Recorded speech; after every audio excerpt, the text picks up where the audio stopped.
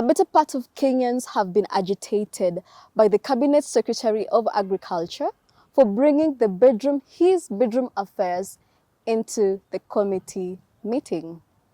Well, it has been quite an eventful week, hasn't it? And to join me in checking the political temperature of the country is political analyst David Wafula here today. Thank you for having me. Karibu sana. Yes. How is everything? How are the floods? Everything is fine, at least based on where I'm from. But mafuriko iko mbaya sana. Now, I've heard you talk about this issue of the CS of Agriculture, Mr. Linturi, bringing his bedroom affairs to the committee. Was it really him? Yes. I remember watching the cry of the boy child. The cry of the boy child. Say the boy child should be heard because he said that he has been impersonated or he has been painted in that picture because of his history with his.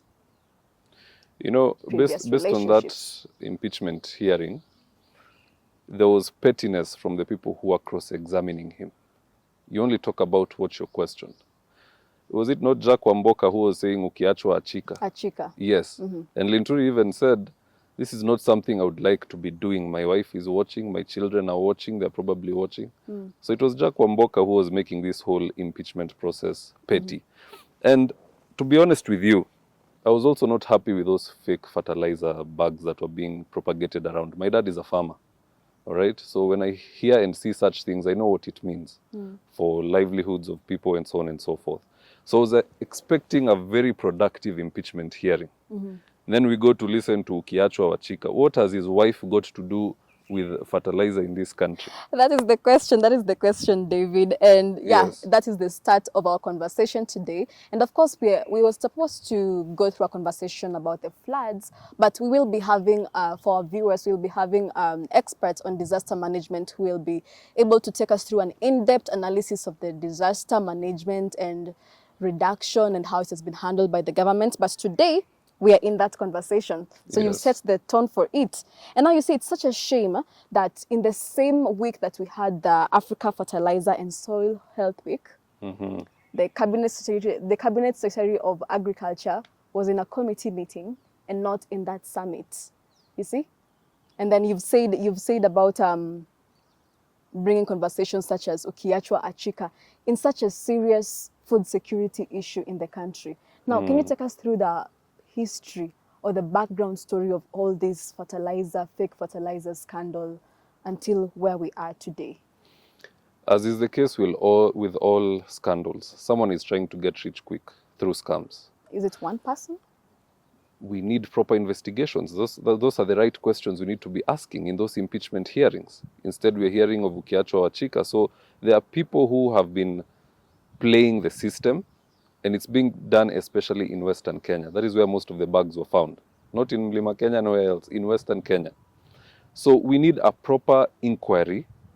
The president should probably form a commission to look into this so that we can, at the end of the day, find out this is who did this, this is how they propagated the fake fertilizer, and so on and so forth. So that is what we are looking towards. The inquiry, we need to get to the base. So you suggest that the president should form an inquiry a commission of inquiry? Yes, with a deadline.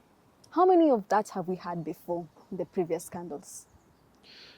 Well, the previous scandals, I don't think they rise to this level because agriculture is the backbone of this country. This one, everyone is focused on this particular issue. We need to have it resolved. We need people fired, if possible imprisoned, so that this cannot be happening again. Yes. Now, you speak about the president forming a commission of inquiry. Yes. And I always ask myself, what would Magufuli do? Because Magufuli was such a hands-on president that if such a case happened in his country, at this time, there's a board of people, a group of people, a board, whatever names, they would have gone home. But the president has been seen to be taking quite some time in engaging in this affair. Has he even spoken of it until this time? And then you see it has become so politicized, and now it begs the question that is he taking his time in dealing with corruption? Because this fertilizer scandal, when did it start? It's now like it's 2 months into speaking about the same thing. It started with some denial back and forth with the PS and the CS. There's no fake fertilizer. Terming different names. No, it's substandard. It's not fake. But the president is quiet.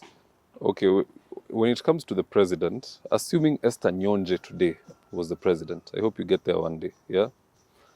And you have CSs. These are people you've picked and you trust them because they know what they are doing. That is your perception, right? You don't involve yourself in everything. That is the whole point of having all these CSs. Come on. Before the president involves himself, like look at this issue of going back to school. He involved himself after he saw that Machogu is not getting things right. When we talk about this issue of doctor's strike of Susan Nehumicha, he involved himself after he saw that the CS is kind of struggling. So Because he has to as be president, hands-on. you cannot be involved with each and every single case. The steering, he's the governor. He's the steering machine of No, the whole administration. When it comes to government, there's systems. Kila mtu na kazi yake. Yes. Before you hear the president talking about something, it means the CS is struggling or has failed. All right? So when people say the president took 2 months to respond, 3 months to respond, it's because he's giving his CS the benefit of a doubt. All right? So his response shouldn't really be the issue. How we quell this particular debacle, like I said, with a commission of inquiry, that is the best way we can go, in my opinion. Yes. Well, ladies and gentlemen, let me know what you think about that. And I want us to discuss this also on a futuristic point of view, Yes. because the decision will be made on Monday. So by the time we're shooting, by the time we'll be uploading this, a decision would have been made. So one, your point is that the president should give his executive time, but the president is also the head of the executive. So if someone is not doing something right, I presume that he should take in charge. And then two is that the president has been on the forefront to speak about how he's going to deal with corruption. You know, how he's going Esther, to be hands-on on corruption. I think we should... So when you come to Kenyans, when you're explaining these things to Kenyans, because at the end of the day, it's my mother in the village, it's people who want to take their kids to school and are spending that money on fertilizer, hao ndio wanaumia. So when we go to the bureaucracy and wanting to give the president time to do things, and yet he's speaking about dealing with corruption, what are we saying? Let me ask you a question. Yes or no? Do you trust William Ruto to do what is right as far as the failing CSs in their dockets? It's 50-50. I would say yes, because look, compare William Ruto's presidency and Uhuru Kenyatta. At which point did Uhuru Kenyatta reshuffle the cabinet? In his second term. Was it second term? It was in his second term. When we had Angilu, did she resign or she was fired? He moved quite a number of people around, including Amina Mohammed. She went to sports. Now, look at William Ruto. He did a reshuffle in the first term. That was to let people know that the elections is not going to hold me hostage. People are on their toes. Those who will not work must go home. We're expecting Linturi to give us answers about the fertilizer, and if he cannot raise those answers, he will have to go home. There is no question about that. All Kenyans, Azimio Kenya Kwanza, they agree on that particular issue. So the president, I think, let's not be too harsh with William Ruto, Bwana. He's trying, and his CS is the one who's failing him. And so, because the president himself admitted that some of his CSs are not up to par, yeah? Yes. But at the same time, what he did, he reshuffled the cabinets, because if he said that, then we expected him to put new faces in those positions. But now he had to reshuffle the same people in other positions. So what are we being patient about in all that anyway? Now, you know, people have strengths and weaknesses, yeah? If I see you in this ministry and you're struggling, I can give you another shot somewhere else. And if you can't get that right, you go home. It's called giving the benefit of a doubt. Even in football, those who watch soccer and you see Mourinho is coaching a team, he'll send the players in, all 11. And while they're there, you will find there's one or two who are having a hard time. So that after halftime, they will go and rethink and come back with a new formation. All right? So that is exactly what is happening in this particular case. Oh. Well, I do not totally agree with you because I feel like like I said, the president is the head of the executive. And if he decides today that he needs to do a total reshuffle in his cabinet and now put serious people, maybe professionals or people who know what they're doing, people with clean track records or people who can steer the ministries in the right direction, like Kibaki did, we would. Because they say the fish rots from the head. If that is your opinion about the president taking time to give the executive time to work, to other people, I feel people who are more affected, it would not go well with them. Because that picture is being painted to the Kenyans. It's flowing down to Kenyans also. So we're going to have Kenyans with corruption engraved in their heads that there is nothing you can even do about it, or we can take time with it. So it's a culture we're going to pass, and it's a culture we're going to move in with, yes? Because you see, even with Nairobi County, bringing this story about the Nairobi County, you saw this week when there were some officers who were being, it was Senator Sifuna and Kajwang, the committee meeting was grilling the Nairobi governor the Public Accounts Committee. Yeah, over qualifications. The what committee? Public Accounts. Oh yeah. Yes. Over some qualifications of their staff. And you saw how it happened. Adding to that, you saw Sonko's clips. Yes. Painting how he could receive 50 million in a day. So it means we're getting comfortable with corruption then, because now nothing is being done about it. Okay, that Sonko clip you've talked about in specific before we proceed. Sonko received 50 million bribe in his office. In a day. And he took that money to state, pardon me, he took that money to State House to show President Uhuru, look, this is what I'm being given as a bribe. And he was given a wire by DCI to go and wear, and I think that is where he started this recording habit. But he caught those people on tape. And Uhuru Kenyatta summoned Ruto and asked him, what can we do? This is Sonko giving that story. And it is William Ruto who said, let's go cashless. This thing whereby there is no money any longer in a city hall. If you're paying land rate, it is online. You go to Ardhisasa and so on and so forth. Those are things that William Ruto brought, actually. So in Nairobi, I wouldn't say there is no corruption. Corruption is still there, but it has been toned down to a better level, to a lower level, sorry. Because 50 million a day, that's crazy. In a day, you can buy half an acre in Karen. The next day, you've started excavating, you're building apartments. In 2 days. All right? So I think what Sonko raised was very serious, and it was fine-tuned, not even by Sakaja, but by William Ruto. That was the shocker that I got from that whole expose from Mike Sonko. Yeah. But all in all, let's fight corruption with each and every avenue. It's not a one-size-fits-all. If we find out there's something here, there's an anomaly, we tighten, and we keep tightening until we get a better result. Yes. So what's your prediction about, should Linturi be impeached? What do you think? I think Linturi... Because some people think he's just, he wasn't even part of, when the fertilizer was being purchased, he was never part of it. But then you also ask yourself, why wasn't he part of that? Well, he is the CS of agriculture. He is in charge of agriculture. The reason people want Linturi gone, personally, let me answer your question first. Yeah, should he be impeached? We need a commission of inquiry, and that will lead to that particular decision. How long does that take? I like giving the benefit of a doubt. Inquiry should take nothing more than a month if the president gives it a deadline. Yeah?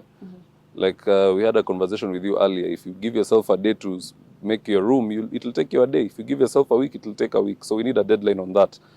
Now, on the other side, why are people looking to impeach Linturi? It is not because he's knee-deep in corruption in this particular fertilizer issue. It's based on how he handled it. The moment he went to sit down with Sam Gituku on Citizen TV, what did he say? He said that we don't have fake fertilizer, we have substandard. So he is defending, and it's an error. He ought to have said, we will investigate, and those who have done it will go home and we will come out with a report. Instead, he was defending. That is his biggest crime. All right? That was his downfall, actually. So and he also attacked the investigative journalists that exposed this story. No, there was a back and forth between... Yeah, John Allan Nyamu, yes. So those are the things which have seriously eaten into his credibility with the masses. People are not even waiting to see or hear if Linturi did it or not. They just want him gone. Because why are you defending? It means you must be part of it. That's the reasoning. So that's his downfall. But as far as whether he should go or stay, let's have an inquiry. Yes. And what could be the political, because this begs the question about the competence of William Ruto's CSS or his executive, and also I understand he has to balance his politics. Now there's a section of people who are thinking that this is a political war, especially from the Meru community. So what do you think is the political projection after all this scandal? Because with the scandal, whether he's impeached or not, it taints a bad picture to him. Or what's the future of the relationship between the Kenya Kwanza and the Meru community, and also the president and his politics and administration? Okay, so if Linturi is impeached, and it's likely not going to happen, I've seen Kimani Ichung'wah defend him, but let's give a hypothetical. He's impeached.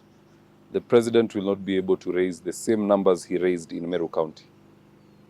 Because that is their son, mtoto wa Meru. He's the senior-most Meru today in Meru politics. Second only to Kawira Mwangaza, who is, after surviving those impeachments, I think she's gone slightly ahead. So in this particular case, if the president goes ahead to allow his masses, his troops, to impeach Linturi, it won't be easy in Meru. And that is why they are likely to hold off. Yeah. 2027 is very murky for the president. You remember the last election, it came down to how many numbers? 200,000. And that was with a wounded Raila who has failed time and time again. So in 2027, he can't risk. If he removes Mithika Linturi, that could easily equate to the 200,000 that he won with. So politically, I don't think he'll go. There's too much to lose without Mithika Linturi. So the president might want to protect him, you think? Because I'm sure the president also has his interest while positioning those CSs in those positions. And you see, even with the case, and we are saying that they're making very poor decisions. Case in instance, the CS for Education, you saw what he did the other day, gave a notice at 2 a.m. So, yes. So it's painting a negative picture of the president's CSS, but the president also has some interests with the CSS and their positioning. So I'm thinking the question is balancing his politics, his interests, and also balancing the competence of his CSS for service delivery. Yes, there is a bit of power play there in balancing. But believe you me, in President Ruto's second term is when you'll know him for real. Those who are joking in their dockets will go home. After the 2010 constitution, we have a unique situation whereby presidents are held captive in their first term. They are not themselves. In their second term, when they're not going to the ballot, is when they come out and do what they need to do. Like it's their last term. It's their last term. They're not seeking re-election. They can fire this guy, move that one, and do what they need to do. So these guys who are joking, they need to know that President Ruto is a tactician. He's also a politician. He's trying to do the math and see how he can survive 2027 against Kalonzo Musyoka and possibly Ali Hassan Joho deputizing him. But after that, those who have not been delivering, the same thing Uhuru Kenyatta did to those who are joking in his administration is the same thing that President Ruto will do to those who are joking in this administration. So it's TikTok for them. Just winning 2027 is not something to celebrate. Yes. Okay, but it's kind of like you are really putting President Ruto out of all that. But I feel he's part of it. He's the head of the executive. Those are his CSs. So I don't see how things would be happening while he's not aware, or I don't feel his hands are tied. Well, you're right. As the president, anything positive that happens in the country, you own it, and everything negative. But much as you own it, you have to do something about it. And for Linturi, there'll be an impeachment. There'll be an inquiry into that, I'm hoping. And these other CSs who are letting Kenyans down, it's TikTok. After 27, it will be redemption for them. All right. Yes.